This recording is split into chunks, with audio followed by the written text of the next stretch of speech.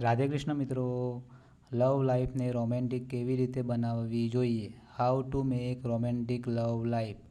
આપણા આજના વિડીયોમાં આપણી લવ લાઈફને એટલે કે લગ્ન પછીના જીવનને શું કહેવામાં આવે છે? લવ લાઈફ કહેવામાં આવે છે.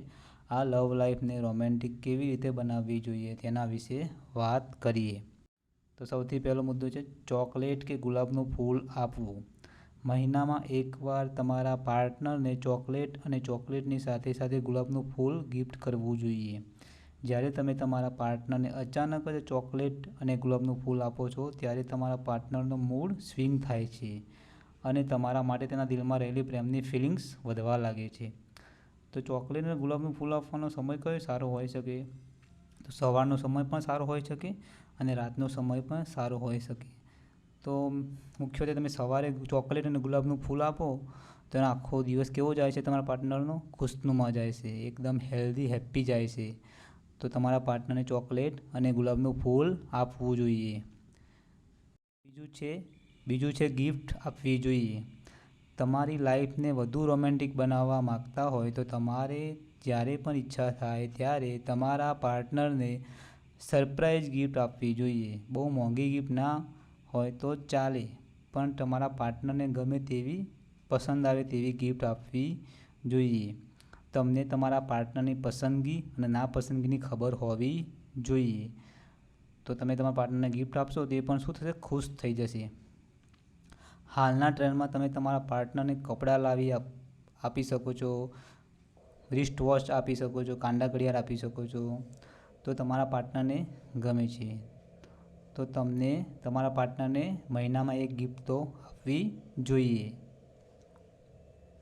ત્રીજું છે મનગમતી જગ્યાએ ફરવા જવું જોઈએ.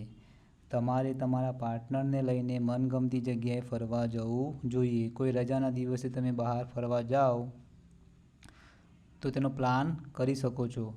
એક દિવસનો પ્રવાસ પણ તમારા લાઈફને કેવી બનાવશે? રોમેન્ટિક લવ લાઈફ બનાવશે.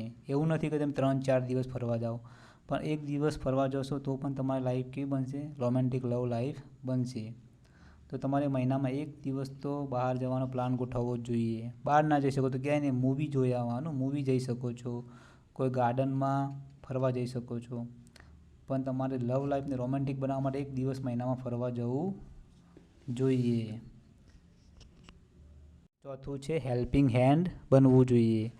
દુનિયાનો વિચાર ના કરીને તમારે તમારા પાર્ટનરના હેલ્પિંગ હેન્ડ બનવું જોઈએ.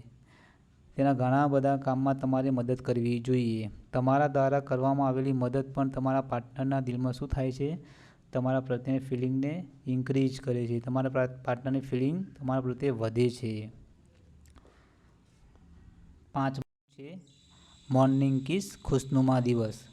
દિવસને સુંદર બનાવવો હોય તો તમારે તમારા પાર્ટનરને મોર્નિંગ કિસ કરવી જોઈએ. મોર્નિંગ કિસ તમારા બંને વચ્ચેનો મતભેદ અને મનભેદ દૂર કરે છે અને તમારા બંનેની વચ્ચે ફિલિંગ્સમાં શું થાય છે? વધારો થાય છે. તો યાદ રાખો, તમારા બંને વચ્ચે પ્રેમ જેટલો વધારે હશે, ફિલિંગ જેટલી વધારે હશે, એટલા તમારા બંને વચ્ચેના પ્રોબ્લેમ કેવા હશે? ઓછા હશે. તો આ 5 પોઈન્ટ યાદ રાખજો. મારો વિડીયો ગમે તો લાઈક કરો, શેર કરો અને મારી ચેનલને સબસ્ક્રાઈબ કરો. ભગવાન તમારું ભલું કરે મિત્રો.